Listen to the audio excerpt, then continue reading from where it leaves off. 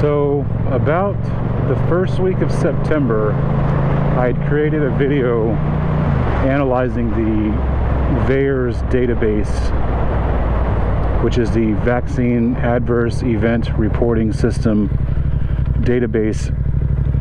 And that data in September, first week of September 2021, indicated about 500,000 total adverse event reporting, reports. It's now November 12th, 2021, and I plan to look at that data again this coming weekend, so stay tuned for that.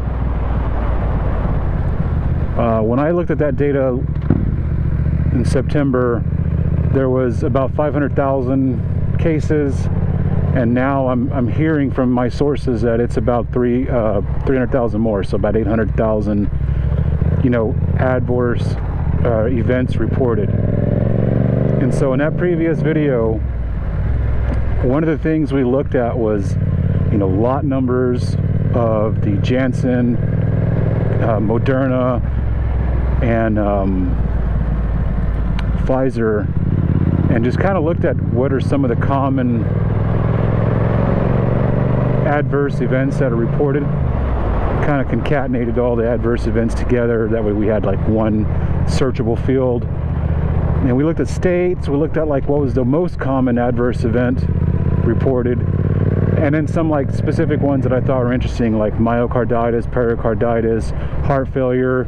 Another big one that was really big was the spontaneous abortion, right? Like, very weird that spontaneous abortion is reported, and there was, a lot of those. So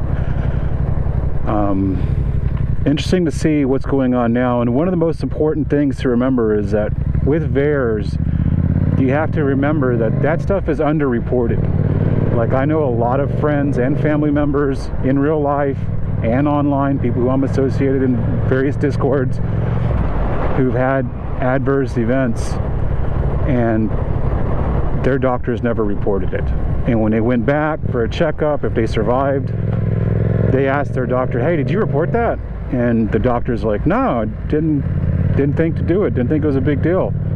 So I saw what's called the underreporting factor, and generally speaking, for some vaccines, the underreporting factor for, like, measles, mumps, rubella, and all that stuff is something along the lines of 41.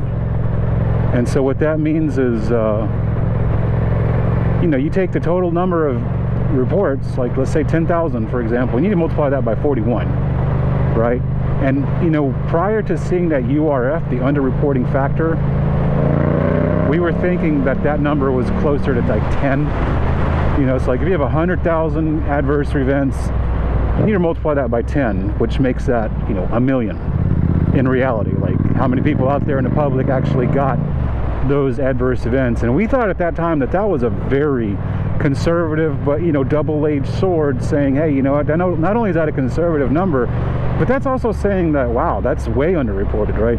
But to see like the official URF from the CDC's own verbiage is closer to 41, it's like, oh wow, we missed the mark on that one. We thought it was 10, it's actually 41. So you take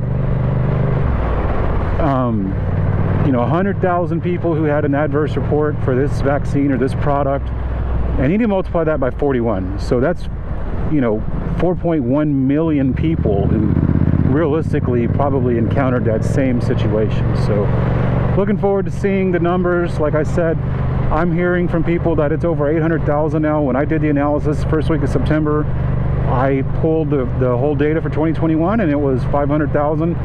So that's a lot, a huge increase, man. You know what I mean? Like, that's a big increase. So we'll take a look at that. Stay tuned to that this weekend. Just kind of doing a moto vlog right now as I cruise around, test around my GoPro and my mic and all that stuff. So when I get that video going this weekend, stay tuned, share it to your friends, post it, because it's important information, and we need to all have this information.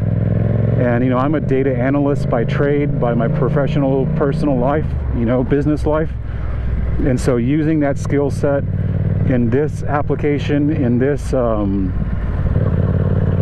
arena, I believe is, you know, one of my God-given talents, and I just want to use it to arm you, you know, someone like you who's watching this video, who's interested in the numbers, you know, because everybody says trust the science, trust the numbers, but no one actually cites any numbers or mentions any studies or mentions any actual information. And that needs to be the difference between us and them. We actually have the information. We actually have the studies. We have the papers. We have the peer-reviewed journals and all that stuff. And that's who we are. And, you know, the VAERS is the official adverse event reporting system. And so when you see that data that I'm going to arm you with this weekend, I just want you to stand on that data and be like, hey, this is the actual number of people who had an event, and it's actually underreported. And so if you took this number, let's say on this conservative, on the low, it's 10 times, but on the high, it's 41 times, that's not looking good. So, all right, guys, that's been this one. Just wanted to kind of give you an update, do a little brief moto vlog, and just talk through some of the stuff that I had planned this weekend to share with you guys. More to come, and, you know, stay strong, don't back down, and at all times, man, share this information with your friends and your family who you care about. We're not going to save everyone, but we can help a lot of people. So that's what I got for this one. Have a good one, guys. We'll see you next time.